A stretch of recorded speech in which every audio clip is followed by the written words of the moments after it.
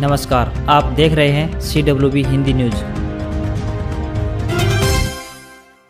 पश्चिमी विक्षोभ के आंशिक प्रभाव के चलते प्रदेश के ज्यादातर हिस्सों में बृहस्पतिवार को धूल भरी हवाओं के साथ हल्की बारिश हुई। हिसार, झज्जर, सोनीपत, रोहतक, रेवाड़ी, जींद, भिवानी, चरखी दादरी, महेंद्रगढ़, कैथल, कुरुक्षेत्र, फतेहाबाद सहित कई इलाकों में बूंदाबांदी या फिर हल्की बारिश हुई। कई जगहों पर तेज अंधड़ के चलते बिजली आपूर्ति भी प्रभावित रही। उधर मौसम वैज्ञानिकों ने अगले 24 घंटे मौसम परिवर्तनशील रहने की संभावना जताई है। अगले 24 घंटे में फिर से बूंदाबांदी या फिर हल्की बारिश के आसार जताए हैं। हरियाणा पुलिस ने एक बार फिर सेवा सुरक्षा सहयोग के नारे को मूर्त रूप देते हुए कोरोना संक्रमित रोगियों की सहायता के लिए पहल की है। पुलिस की 440 कोविड-19 अस्पताल परिवहन सेवा यानी इनोवा गाड़ियां जरूरतमंद संक्रमितों को निःशुल्क घर से अस्पताल और वापस घर लेकर जाएंगे। पुलिस मुख्यालय की ओर से इस कार्य के लिए सभी जिलों में अस्थायी रूप से 440 नई इनोवा गाड़ियां देने की व्यवस्था की गई है। हरियाणा के डीजीपी मनोज यादव ने जानकारी देते हुए बताया कि प्रत्येक जिले में संक्रमितों को निःशुल्क परिवहन सेवा के लिए 20 टोयोटा इनोवा एसयूवी दी जा रही हैं। राष्ट्रीय लोकदल के राष्ट्रीय अध्यक्ष और यूपी के किसान नेता चौधरी अजीत सिंह का कोरोना की वजह से निधन हो गया। उनके निधन पर हरियाणा के राजनीतिक गलियारे में शोक की लहर है। भाजपा, कांग्रेस, इनेलो और किसान नेताओं ने भारतीय राजनीति की अपूर्णीय क्षति बताया है। सीएम मनोहर लाल ने ट्वीट कर कहा कि चौधरी अजीत सिंह जी के निधन से देश और किसान समाज को भारी क्षति हुई है, जिसकी क्षतिपूर्ति कर पाना हम सब के लिए असंभव है। उनके निधन से हम सब ने एक किसान, मजदूर, देश सेवक व महान नेता खो दिया है, जो हमेशा किसान, मजदूर व गरीब वर्ग की लड़ाई लड़ते रहे। मैं परमपिता परमात्मा से अपनी ओर से उनके पुण्य आत्मा की शांति के लिए प्रार्थना करता हूँ। ईश्वर उनके परिवार को यह असहनीय पीड़ा सहन करने की शक्ति प्रदान करे। हरियाणा में चल रहे लॉकडाउन के दौरान आमजन को घर पर ही जरूरत की वस्तुओं की सप्लाई की जाएगी। इसमें खाद्य सामग्री से लेकर तमाम वस्तुएं शामिल होंगी। इसके लिए वॉलंटियर का पंजीकरण किया जाएगा और उन्हें मूवमेंट पास दिए जाएंगे। इसकी मदद से वे घर घर राशन वितरित कर सकेंगे। डिजिटल मोड के जरिए पत्रकारों से रूबरू मुख्यमंत्री मनोहर लाल ने कहा कि कोरोना की चेन को तोड़ने के लिए लोग घरों में ही रहें। संक्रमण की रफ्तार को रोकने के लिए सरकार पूरी तरह से प्रतिबद्ध है। हरियाणा के हिसार के लिए प्रीमियम रेल सेवा दुरंतो एक्सप्रेस की सौगात मिली है। इसका ऐलान करते हुए हिसार लोकसभा क्षेत्र के सांसद ब्रजेंद्र सिंह ने कहा कि जल्दी यह सेवा शुरू हो जाएगी। रेलवे बोर्ड की तरफ से इस संबंध में मंजूरी दे दी गई है। दरअसल दुरंतो एक्सप्रेस लंबी दूरी की रेल सेवा है जो देश के बड़े शहरों से संचालित की जाती है। यह रेल सेवा तीव्र गति की रेल सेवा है जो काफी कम समय में अपना सफर तय करती है। मिली जानकारी के अनुसार मौजूदा समय में मुंबई सेंट्रल से राजस्थान के जयपुर के बीच चल रही दुरंतो एक्सप्रेस को अब हिसार तक विस्तारित करने का फैसला लिया गया है। इस बारे में हिसार के सांसद ब्रजेंद्र सिंह ने बताया कि यह ट्रेन जल्दी जयपुर से वाया सीकर और लोहारू होते हुए हिसार तक भी आवागमन किया करेगी। इस रेलगाड़ी का ठहराव रिंगस, सीकर, झुंझुनू, लोहारू और सादलपुर में भी होगा। यह रेल सेवा सप्ताह में 2 दिन की होगी। मुख्यमंत्री अशोक गहलोत ने राजस्थान में संपूर्ण लॉकडाउन के संकेत दिए हैं। गहलोत ने कांग्रेस के पूर्व राष्ट्रीय अध्यक्ष राहुल गांधी के देशव्यापी लॉकडाउन के आइडिया का समर्थन किया है। राहुल के बयान का समर्थन करते हुए गहलोत ने योजनाबद्ध तरीके से लॉकडाउन लगाने की पैरवी की है। गहलोत ने साथ ही यह तर्क भी दिया है कि योजनाबद्ध लॉकडाउन ही कोरोना संक्रमण की चेन तोड़ने में मददगार हो सकता है। गहलोत की सोशल मीडिया पोस्ट को राजस्थान में संपूर्ण लॉकडाउन लगाने का संकेत माना जा रहा है। सख्त लॉकडाउन पर 5 मंत्रियों से रिपोर्ट मांगी गई है। 5 मंत्रियों की रिपोर्ट आने के बाद ही कभी भी संपूर्ण लॉकडाउन के साथ शादियों पर भी पूरी तरह पाबंदी लगा दी जाएगी।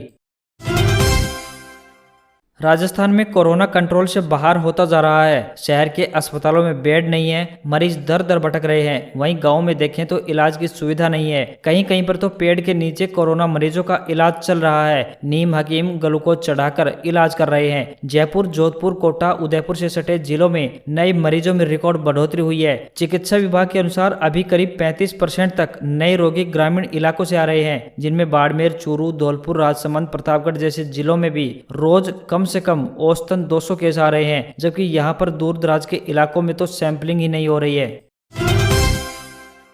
प्रदेश की राजधानी जयपुर में बादलों ने खूब ललचाया पर बरसे नहीं। राज्य के कई अन्य जिलों पर मौसम मेहरबान हुआ और जमकर बारिश हुई। अलवर के मुंडावर में तो ओले तक गिरे हैं, जबकि झुंझुनू और सीकर में आंधी के बाद तेज बारिश हुई है। दौसा में बूंदाबांदी का दौर चल रहा है, कुछ स्थानों पर बिजली भी चमक रही है। बीकानेर, दौसा और धौलपुर में मौसम सुहावना हो गया है। भरतपुर में देर शाम बदला मौसम आफत लेकर आया। यहाँ एक दंपत्ति की बिजली गिरने से मौत हो गई। बताया जा रहा है कि यह बारिश किसानों के लिए अच्छी साबित हो सकती है। बुआई के समय इस तरह की बारिश का फायदा आने वाली फसल को होता ही है। मौसम विभाग के अनुसार इस तरह का मौसम आने वाले दिनों में भी रहने वाला है। कई अन्य जिलों में बारिश के आसार हैं।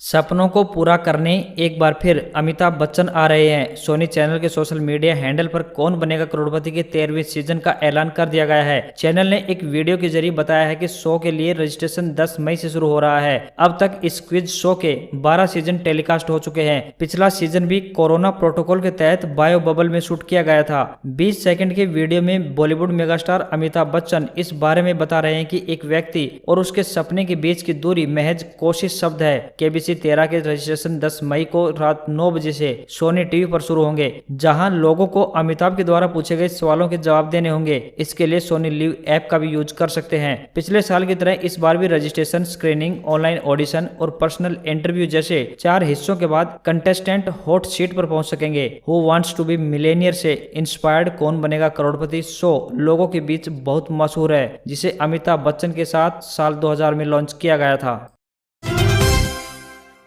देश में कोरोना की दूसरी लहर बेकाबू होती जा रही है। यहां बुधवार को रिकॉर्ड 4,12,373 मामले सामने आए। यह एक दिन में मिलने वाले संक्रमितों का सबसे बड़ा आंकड़ा है। नए मामलों के साथ मौतों के आंकड़े बढ़ने से लोगों की चिंता भी बढ़ती जा रही है। बीते दिन दुनिया में 14,278 लोगों की कोरोना की वजह से मौत हुई है। इनमें 3,979 मौतें सिर्फ भारत में रिकॉर्ड की गई है, यानी दुनिया में महामारी की वजह से हुई हर चौथी मौत भारत में दर्ज की गई है। हालांकि राहत की बात यह रही कि पिछले 24 घंटे में यहां 3,30,525 लोगों ने कोरोना की जंग जीत ली है।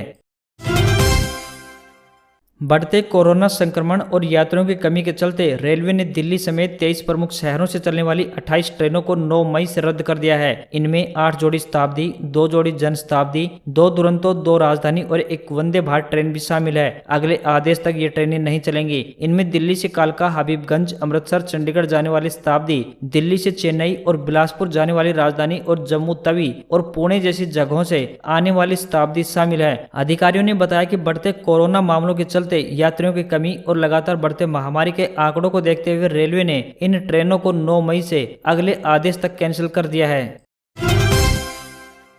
अंतरिक्ष में भेजा गया चीन का रॉकेट लॉन्ग मार्च 5B अनियंत्रित होकर पृथ्वी की ओर बढ़ रहा है और कहीं भी गिर सकता है। यह रॉकेट का मुख्य हिस्सा यानी कोर है। इसका वजन 21 टन है और करीब 100 फीट लंबा है। शनिवार 8 मई को इसके वायुमंडल में प्रवेश करने की संभावना व्यक्त की गई है। अमेरिकी अंतरिक्ष एजेंसी नासा और यूरोपीय अंतरिक्ष एजेंसी समेत कई देश अपने रडार से इस रॉकेट पर नजर बनाए हुए हैं, ताकि अगर यह किसी देश के ऊपर आता है तो पहले ही इसकी सूचना लोगों को दी जा सके। इसकी गति और बदलती ऊंचाई से यह पता करना मुश्किल हो रहा है कि यह धरती पर कब, किस दिन और कहां गिरेगा। वैसे तो धरती के वायुमंडल में आते ही इसका अधिकतर हिस्सा जलकर खाक हो जाएगा, लेकिन छोटा मोटा हिस्सा भी आबादी वाले इलाके में गिरा तो तबाही मचा देगा।